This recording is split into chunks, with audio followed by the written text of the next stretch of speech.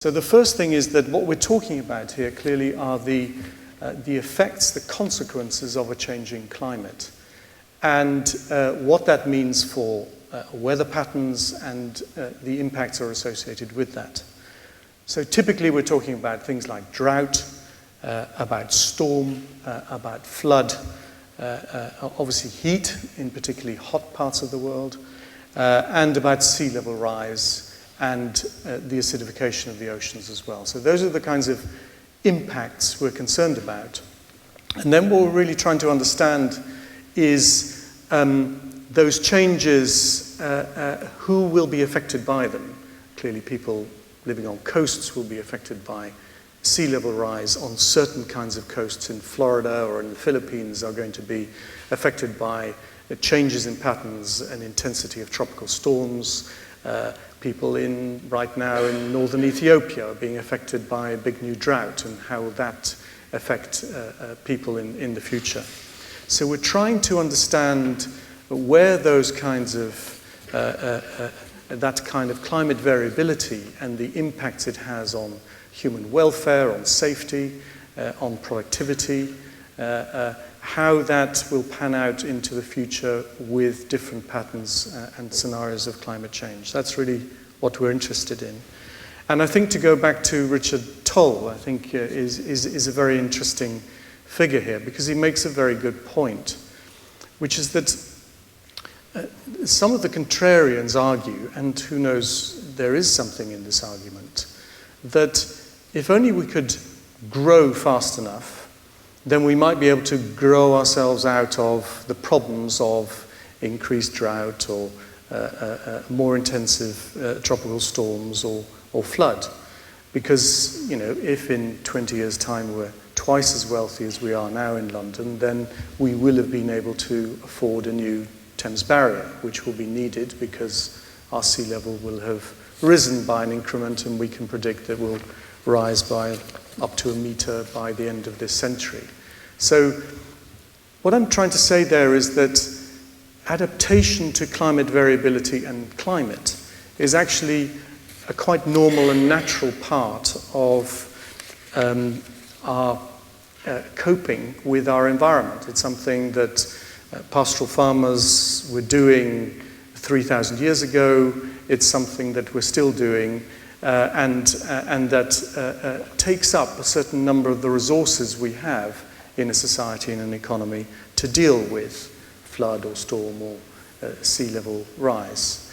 Now, the real problem, the real question here is that, in fact, we believe, and we can say this fairly well, that the distribution of impacts, and this is the point that Roger made, the distribution of impacts under climate change are very unequal across the world, and certainly also in even in regions like Europe or in the UK. It's clear that, for instance, to give the example again, poor people living on unprotected coasts are likely to be particularly vulnerable to things like changing storminess or sea level rise. So we're thinking here of people who live, for instance, in the delta of the Ganges in Bangladesh. Now, in that case, their ability to afford a large storm barrier across the whole of that delta is very unlikely, and therefore their capacity to adapt, their adaptive capacity, is much lower than the capacity to adapt of people living in a large metropolitan centre like London. And that's one of the central problems here, is that the people who appear, and the countries who appear to suffer most from climate change are in fact those who've contributed least to the problem.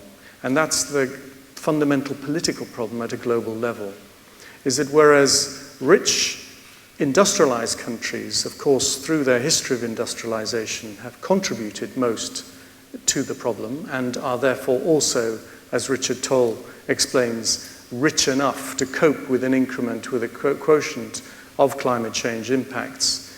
It's people in developing poorer countries who've contributed least who are actually likely to be the most vulnerable and the least able to adapt. And in a way, this is also the central political problem that you have in Paris, that the developing world is saying two things. One is you need to give us a room to grow, so a room to be allowed to probably emit larger amounts of greenhouse gas into the future.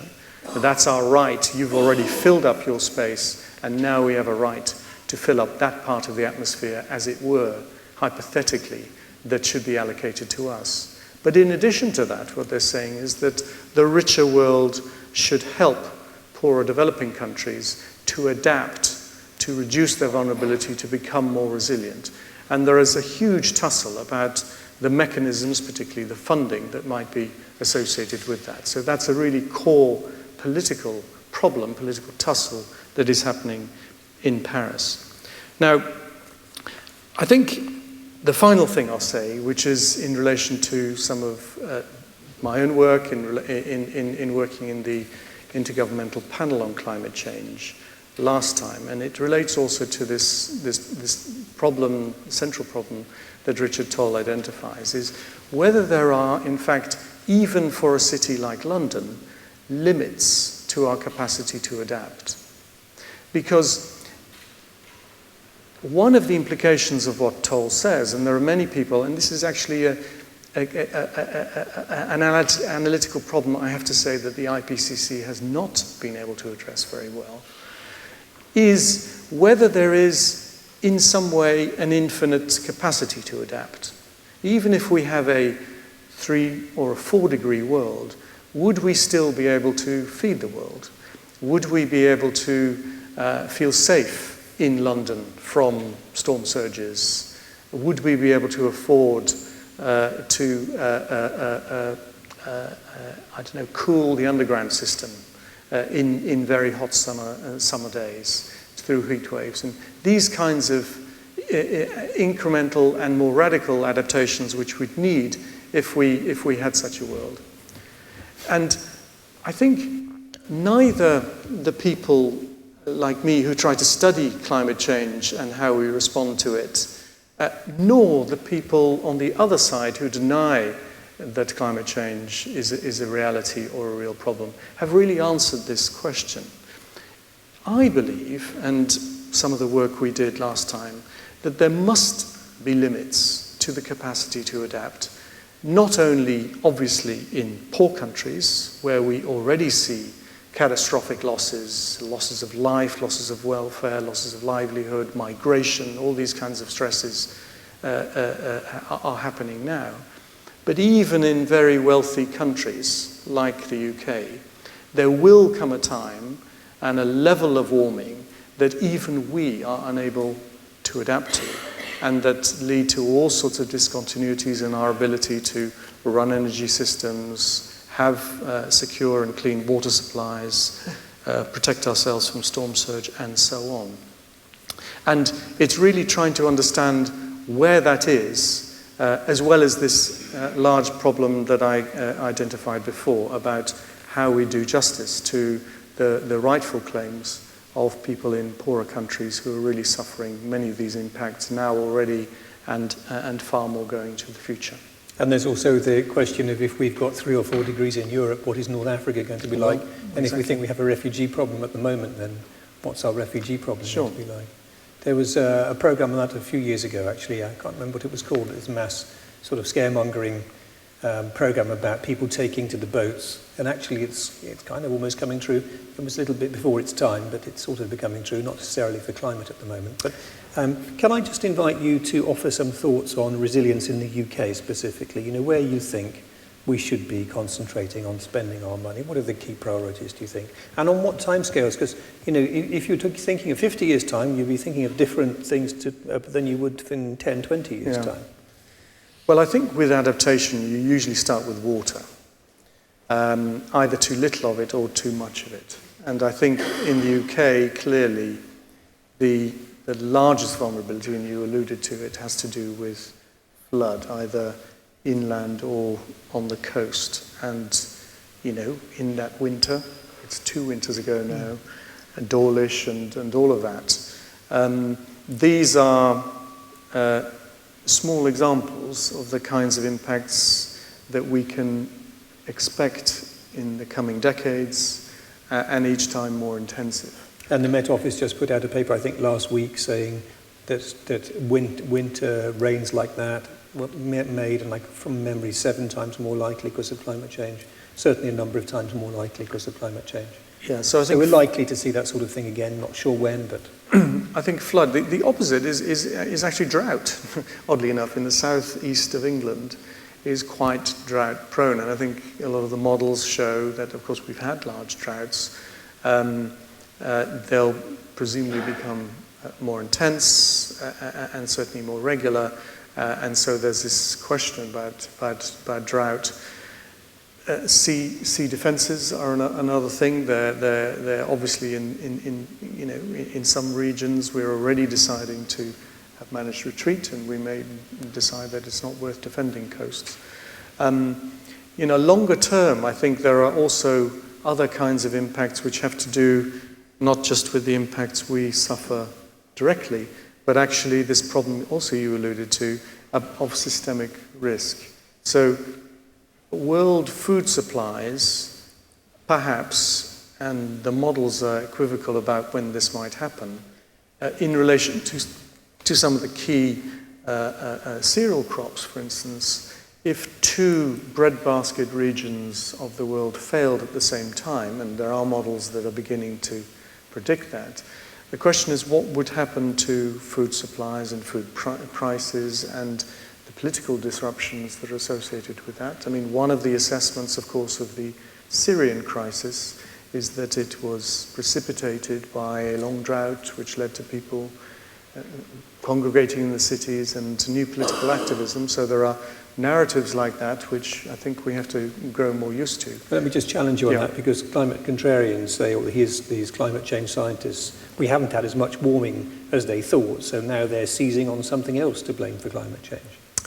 Well, I don't know. It's about climate variability and the effects you can see in the way people... I think we could have a long debate about that, but I think that the question I was trying to... The point I was trying to make on systemic risk is really that it's quite conceivable that certain kinds of things, like food supplies, at the global level become threatened if, for instance, you have a really disastrous drought in Australia, which is a major wheat producer in the Midwest of the United States, and then something happens to not just food prices, but political systems come under threat, and there's a securitization that happens, and you have crisis scenarios which, frankly, a lot of defense establishments are now becoming quite worried about as well. I'm not saying this is all going to happen, but I think this question about systemic risk is very important as we think about specific resilience in the UK.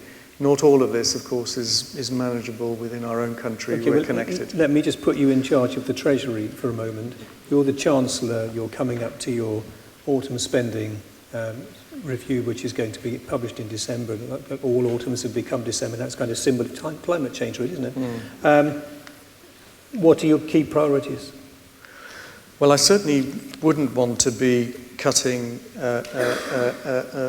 making major cuts in the Environment Agency, which is, one of the organisations which is under threat. If you've heard what is happening to... They say they're not cutting flood staff. Spending in DEFRA. Okay, but I think, it's ensuring that the infrastructure is there to ensure that we are resilient to flood, that water companies are being encouraged to invest in, the infrastructure, larger sewers, all these kinds of things, but also in securing water supplies for the long term and investing in water efficiency.